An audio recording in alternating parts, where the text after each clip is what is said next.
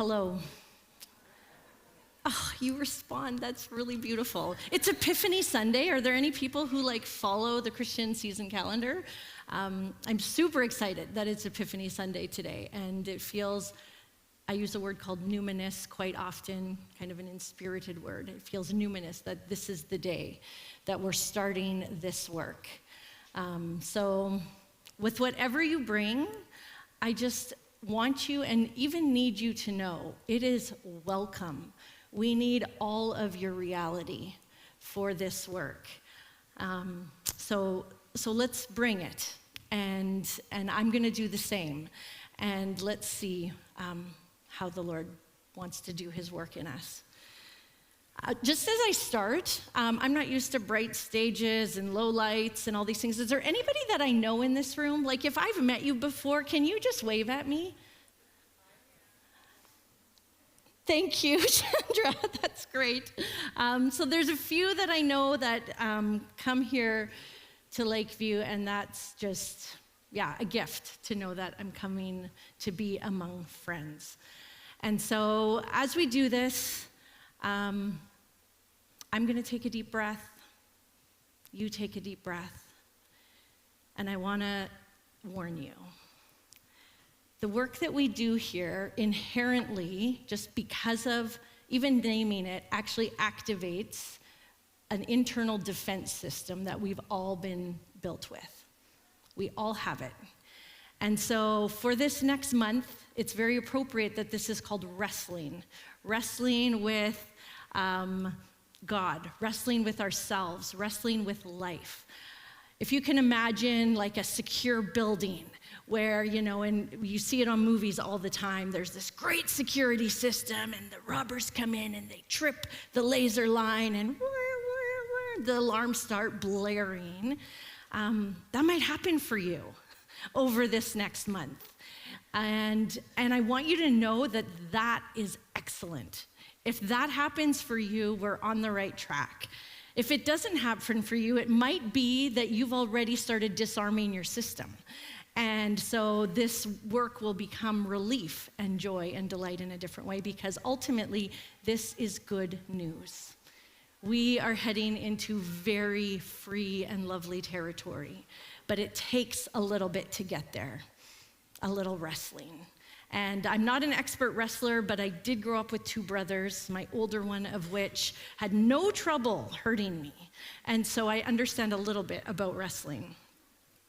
So if you notice along the way that, there's some tightness in your chest, or some, oh, she said that? Or like, what? What is this? Or a little like, oh, is that theologically accurate? Or any of those kinds of things, that's your defense system, and it's very wise. And so again, we welcome it. And this is, like when we first meet each other, this is the time where we'll immediately start assessing each other, right? Like, I'm here for 4 weeks. What do you think of this? Oh, I have to endure her for 4 weeks? Or like, oh, that's amazing. Oh, and then she said that, and I don't like that. And like, there's all this posturing that we do. These are the things that I just want you to start to notice and become aware of, because it becomes really excellent food for your curiosity and for prayer. So, take a deep breath. We're going to do it together. We're fellow travelers. If, there's any chance that I have anyone here in the room who feels like they're at the end of their rope, I especially want you to know that you're in a holy place and that is the spot. When we're done with all of our strategies, when we don't know what the next step is, when we're utterly undone, and I have been there. I was there this week. That is a holy place, because God comes in and somehow guides us into paths of righteousness beyond our understanding. So stay there. Take courage. It's going to be okay. In Matthew 11:28-30, Jesus says, "Come to me, all you who are weary and burdened, and I will give you rest. Take my yoke upon me and learn from me, for I am gentle and humble in heart, and you will find rest for your souls. For my yoke is easy and my burden is light. That's it, friends. That's what we're going for. I don't know about you, but I've spent a lot of time wondering what that light yoke is all about, because everything that I was feeling felt rather heavy. But I have come to a place, even in this moment, I feel like I'm feeling the lightness of the Lord. And so let's just hold that in our mind as we do this. So quick overview, we're here for 4 weeks. Week 1, we're going to define and try to wrap our heads around what this true self, false self business is, and this self to lose, this self to find that Paul talks about in Colossians, Ephesians, in Luke, it's referred to.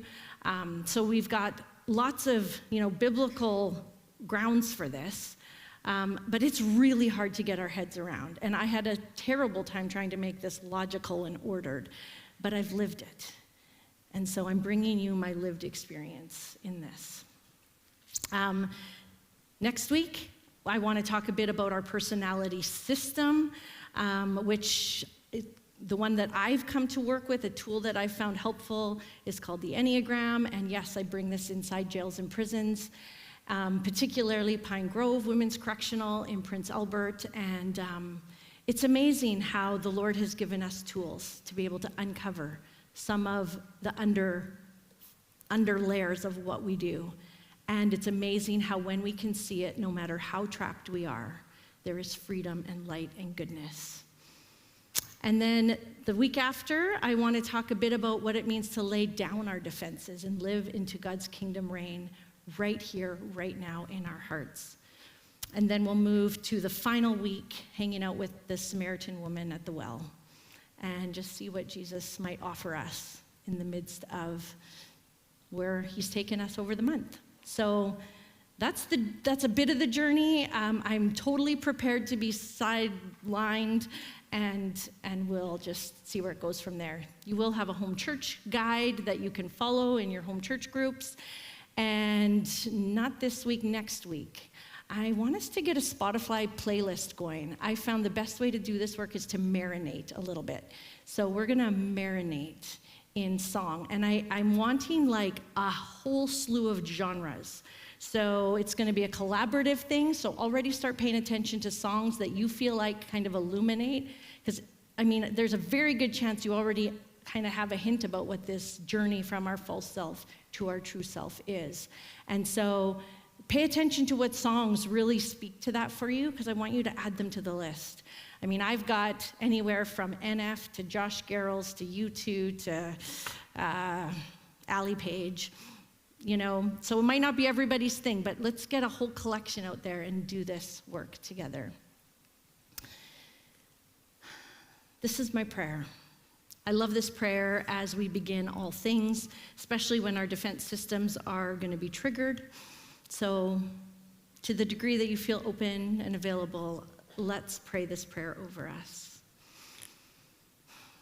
Gentle us, Holy One, into an unclenched moment. A deep breath, a letting go of heavy expectancies, of shriveling anxieties, of dead certainties, that softened by the silence, surrounded by the light, and open to mystery, we may be found by wholeness, upheld by the unfathomable, entranced by the simple, and filled with the joy that is you. Amen. So my first gateway for us into this work brings me to this lovely Matryoshka doll, because it so beautifully illuminates the work. And so I'm going to use my life as an example, but anyone can throw their own layers into this. And it's true, isn't it? We all have layers to us. And so if I were to start, telling you a little bit about myself that I feel happy to share, I might say that I'm a wife and I'm a mother, and Paul already told you I've got a few degrees, and we know them from almost 15 years ago, which is exciting. But I've also traveled to about 25 different countries in the world. There's a little art group that I love running. We don't meet often enough, but the people are just so beautiful. And I call myself the rogue artiste. We all have to have like little names for ourselves. So like, don't be surprised if I go rogue every now and again. And I led backpacking camps back in the day with my husband. I love nature and love seeing how God has created there. It's a little tiny bit about me. And if that's all that you knew, it wouldn't be all of it, that's for sure. If I would allow myself to go a layer deeper, I might let you know that the truth is I am riddled with insecurities on every front. I can shame myself for just about every word that I speak. I can second guess every action that I do and wonder where my motives came from. I have a harsh inner critic. And I've spent most of my life in some way or another not feeling like I'm enough. Not enough this, not enough that, if I had this. In many ways, especially on Tuesday, the idea of being here on this stage undid me. That's a few things about me, but not all the things. If I go a layer deeper, I might tell you that there is a relentless fuel that drives me, where every moment of the day, it's like I'm working for my worthiness. Like if I don't show up and say the exact right words in the exact right way, somebody's gonna chop my head off or cast me away. And in that, I think part of the drive is that I don't want to actually just be enough. I want to be amazing. I want to be phenomenal. In fact, I need it. There's something in me that needs it to be okay. What is that? But it's that need, that piece that actually drives me to be a super kind person often and very helpful and very intuitive about what your needs are. And I'll say hello very nicely. And I greeted some of you as you came in here, and that was really lovely. And I did actually mean it. But there's a piece in me that also so desperately wants to be loved that I'm trying to sort out who I need to be for you so that I'm going to be okay. That's a thing. The biggest trouble with that for me is that it makes me somebody who is always looking to find what the needs are in the room and meet them, and I neglect my own entirely. I've spent decades of my life having no clue what I want or what my preference is or knowing how to go take my own nap because I am so busy trying to work to be okay for everybody else, which actually is loaded with pride and has given me a savior complex where it's like, oh, you need some help and I happen to know what it is and I will come and save you. Ooh, that's where it starts getting really sticky. It's not as pretty there, but yeah, not a place that I love to stay, but true. And if that's all that I told you about me, it would again be true and not all of it. If I go another layer down, I need to let you know that I am an addict. Substances haven't been my thing, but I am an affection and affirmation junkie for sure. I seek those like an addict would seek a heroin hit. If I don't feel loved or affirmed in any moment, it's like my whole body revolts and I can feel it inside of me. And it's like, what do I need to get the love that I need in this moment? And there's this working.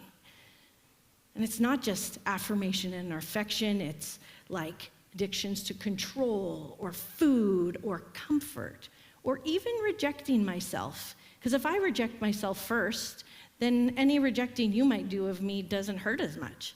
And so it can create these systems within myself that defend and try to protect me so that I ultimately can get what I want. And goodness, the layers just keep going and going and going. And if I get to the bottom, this place right here, I realize that underneath all of this, there is just a trembling little girl who's shaking in her boots, who just wants to be held, who just wants to know that life is going to be okay and that I'm wanted and loved without any of that working, just for being me, just as is, that I could just show up and actually just be the enough for showing up, as opposed to having to work and get my hair cut and do all the things right.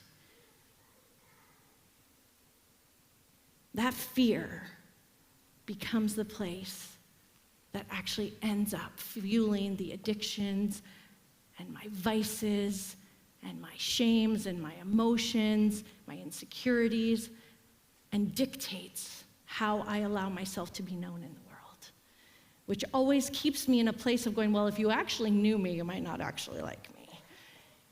And so therefore, I haven't fully accepted me, and so no one else, I believe, can actually accept me, and then we're stuck. And I would say that this right here, this is what, with the Enneagram Prison Project, we call the prison of our own makings.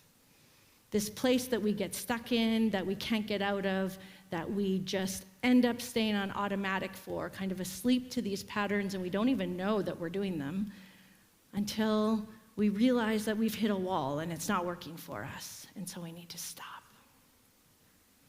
So, this right here at the core, this is the place where I've come to discover that God wants to change my operating system. He wants to come in and actually switch the disc. He wants to come in and start making my newness happen right here by calling me beloved, right here, right now, in this spot. And when I believe that, it doesn't mean that all of a sudden I become perfect. It means that I can actually live if I feel humiliated, or if I'm imperfect, or in my own estimation.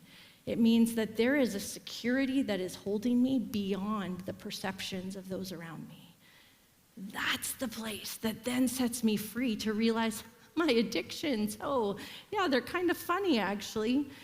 Gosh, I'm doing that again. Interesting. Why do I do that? Okay, Lord, you can hang on to that one. And then I can look at my pride and go, oh, Lord, have mercy. I can have an active life of confession every day when I start really noticing my patterns and habits. My insecurities melt because there is this God that's holding me, that's doing the work. There is then a whole different world available for me when it comes to being known, because I can tell you all of it, and I'm not trying to hide. It all belongs, and it is the place from which God makes us free. So, this is the work. This is where we're going. This isn't comfortable, and we need to do this work and come at it a little bit sideways, because if we come at it directly, we'll automatically be activated. So, we have creation. This is so beautiful. I just love that God has built this into the framework of the ordered, created world.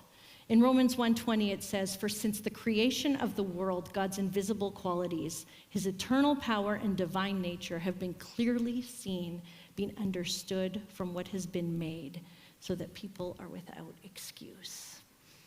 This is amazing. To me, this says that God's eternal power and divine nature, these invisible qualities that I'm often wondering, where are you, God, in your strength, in your eternal power and divine nature? Where are you? He's hidden it in that which he's made. Not only does that mean you and me, but other pieces of creation. And in my Bachelor of Science degree, when I was really just learning about how the natural world works, my eyes were just opened to how, wow, God has built this into the fabric of his creation. And so we are going to use creation as a metaphor to do this work, and we're going to use art and a whole bunch of things. And I'm going to start with art. So this is an engraving by William Blake that he did in 1793. This was a time where, man hadn't landed on the moon yet. And there was this, imagine if we could land on the moon. And so he has this engraving, and he calls it I Want, which I find fascinating. It's this relentless reaching for the things that we want. Like, can you just feel that pull for a minute? That I want. Take a minute and notice, what are the things inside of you that just have you wanting something?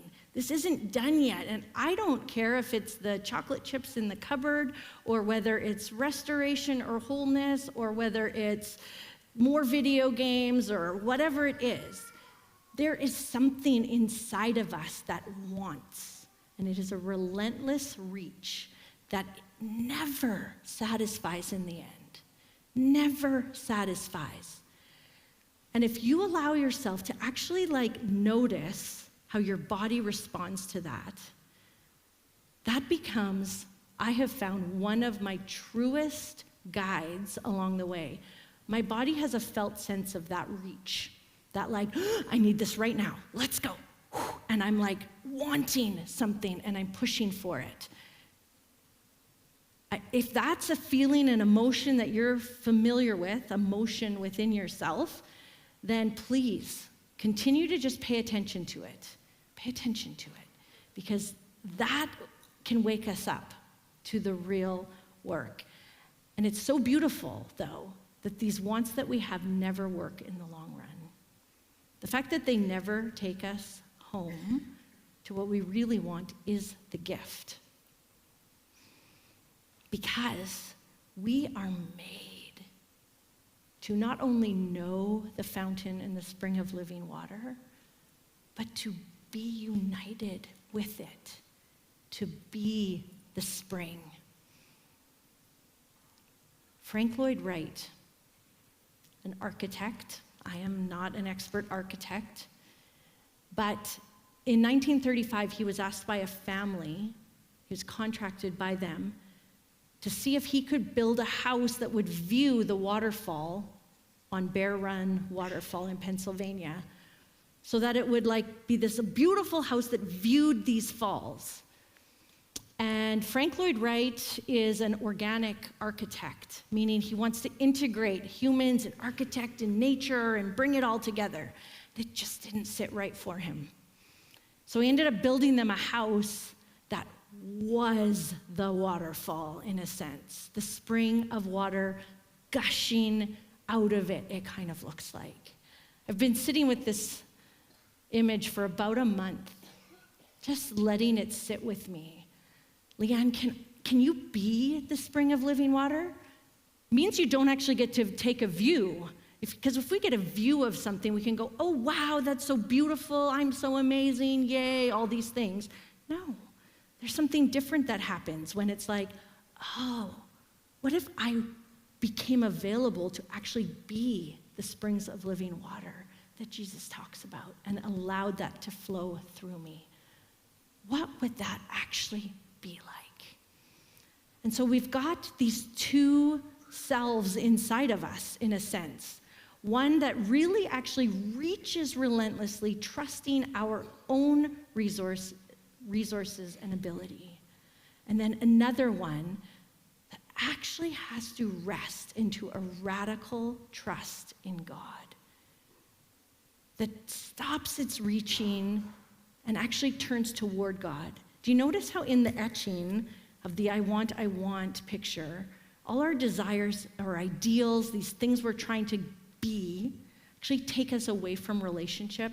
There's two people in the background. And I just think that is so true. That relentless reach actually keeps us separated. It's a separate self that it's created in us. And we actually are never truly known by others, by God, and even ourselves.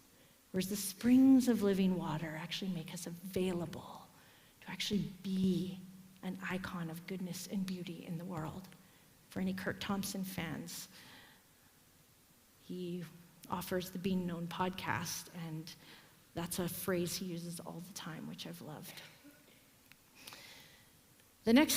So that's one way to think about these things. You've got a story about me, you've got a few pictures in your brain. I want to offer you for a moment The Very Hungry Caterpillar by Eric Carle. If you are a parent and feel too exhausted to do this work, just read this book to your children, because this is it to a T. If we think that creation can actually show us the way, it is the humble caterpillar. Because goodness, I'm not going to read the whole book, but it starts with this little egg on this leaf, and then this caterpillar goes about his day, and he's hungry. And so he eats through, and you can go through the days, and it's fun little pages, and he has an apple and a pear and 3 prunes and strawberries and all these things, and he gets to Saturday, and he eats 1 piece of chocolate cake, 1 ice cream cone, 1 pickle, 1 slice of Swiss cheese, 1 slice of salami, 1 lollipop, 1 piece of cherry pie, 1 sausage, 1 cupcake, and 1 slice of watermelon. And then he had a stomach ache. Friends, this is so instructive for us because our relentless reaching eventually gives us a stomach ache. There's a natural process to it. And so that is worthy of our attention. And so with our caterpillar, the next day was Sunday, which, the caterpillar ate a nice green leaf, and he realized he wasn't hungry anymore, but he was enormous. And then he built a small house, a chrysalis, and hung out there for a while. And voila, there was this gorgeous butterfly. I don't know how creation does this, but I have every confidence that as a caterpillar's hanging out in the world, it doesn't think, oh, one day I'm going to be this beautiful butterfly. When you're a caterpillar and you're hungry, you're just hungry. And at some point, our hungers stop us, and we get a stomach ache, and we're done. And it's just natural inside of us. And then there's this sacred moment, and it's usually at the end of your rope, where I feel like God enfolds me in a chrysalis and says, Leanne, stop, stay. Do you know what happens inside of a chrysalis? That caterpillar liquefies, comes to nothing. I think there's a few nerve threads that remain, and there's probably a beautiful science word for that. Have you ever felt like you were being liquefied by your life? That your friends or your kids or your parents or your husband or your job or whatever it is, your neighbors, just aren't working for you? Friends, this is liquefaction, and we're going to come back to your body. Your body feels it. Your body feels a heat. It feels a charge. It feels intense. It needs to go and make something happen to change. That is not appropriate. That can't happen like this way. There's, that's it. And when it never works for you, because that's been the story of my life, I want you to know that's a gift. Stay. That was Moses' instruction as he faced this Red Sea with this army behind him. Stand still, and you will see the deliverance of your God. So in this moment, when you feel like all of life is not working, stay. And it's from that place, which is the hardest work you've ever done. And staying actually means staying with yourself. It doesn't mean stop doing anything, because sometimes we actually still need to wake up and change a diaper or do life. Sometimes it means we have to take action that we were terrified to take. Sometimes it means we need to back right off. But when I'm saying stay, I'm meaning stay in the surrender of opening to God and allowing him to do his work. Because my goodness, there is glory on the other side. The chrysalis reminds us of this promise that new life is coming, that resurrection is possible. And if you find this hard, just know that, this is, I think, why God had to send Jesus. There is nothing in us as humans that intuits how to do this work. We can't instinctively know how this happens. But man, thank goodness we have Jesus who showed us what it was to live a life that required a certain kind of death to meet resurrection. And that's the hope. That's the hope that we're going for. So, in Ephesians 4:22-24, it says, we were taught with regard to our former way of life to put off your old self, which is being corrupted by its deceitful desires. Can you feel that stretch, the I want, that relentless reach? To be made new in the attitude of our minds and to put on the new self, created to be like God in true righteousness and holiness. Oh, this is the springs of living water.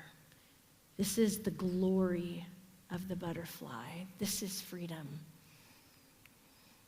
And in Colossians 3:9-10, you've taken off your old self with its practices and put on a new self, which is being renewed in the knowledge and image of its creator. This is the life that in Luke, it talks about needing to deny ourselves, take up our cross when daily, and follow. For whoever wants to save their life will lose it, but whoever loses their life for me will save it. This is ourselves to lose, and this is the self to find. And so I'm calling this the true self and the false self, but there's other teachers who have called this many other things. You can have the authentic self and the adapted self, and new creation versus old creation. There's all these terms that we can do. I'm going to offer you a definition from Marilyn Vansel, who says, our old self or false self develops out of our need to adapt, adjust, and accommodate to the world in which we live. It's the self we eventually believe we must be in order to survive and have our basic needs met. This is the self to lose. So what we're talking about here, this part in us that feels like I have to be this to be okay, that's feel it in yourself. It's hard, it's rigid, it's demanding, it's automatic. This is the self that through the course of your life, you've developed really intelligent strategies to survive around, and the Lord's designed it, just like the caterpillar, that at some point it's gonna stop working for you. This is a gift, and this is grace, and it's what actually does the work. And then there's the true self, or the new self, the one created to reflect God's image in a unique way. Which I love. Guess what? The Lord actually doesn't want you to worship him like your neighbor or like me. He doesn't want to have a relationship with you that he has with somebody else. So often we're like, oh, if I could only be like that person. Actually, that is not the Lord's end game for you at all. He made you in a unique way, and he wants that to be the way he encounters you. It's our deeper self that's made to be in union with God. It's the self that longs to emerge through the layers of our adapted self in order to experience and express our original design. That is our self to find. And it's way harder to define. It's like, trying to define the shape of water. But we know it because there's something in our bodies that come to this rest at certain points. And we just know that we know that we know that we're okay. After we've gone through the profound wrestle of all these other layers that we have. So the caterpillar is not our only symbol that shows us how to do this death to life business. We also have the mighty seed. A seed, looking at a sunflower seed, you would never guess the sunflower, but look, here it is. It happens. And I love that in John 12 it says, I tell you the truth, unless a kernel of wheat falls to the ground and dies, it will only remain a single seed. But if it dies, it produces many seeds. I think we as humans are designed to live these multiple sheddings, like these mini little deaths before we actually die. And I mean, Richard Rohr is somebody who's written quite eloquently on the true self and false self. And he says, the big pattern leading to transformation or resurrection says there's a gate through which you must pass.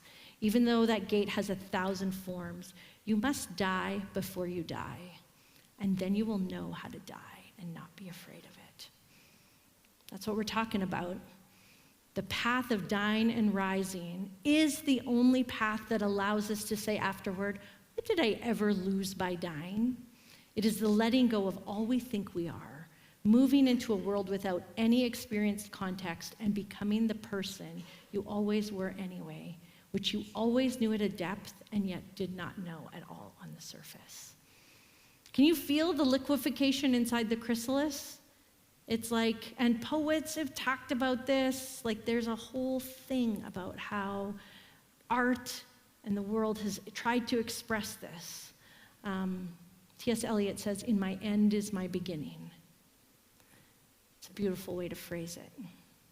So this is the wrestle. It's the wrestle with ourselves for our very lives. And in doing so, we discover and grow into our truest identity, which is only found in Christ. And this is freedom. Oh, it's so good. It is for freedom that Christ has actually set us free. Like, this is why he came. And yet, I don't know about you, but it's taken me a long time to get to this place of going, oh, this is what that freedom is.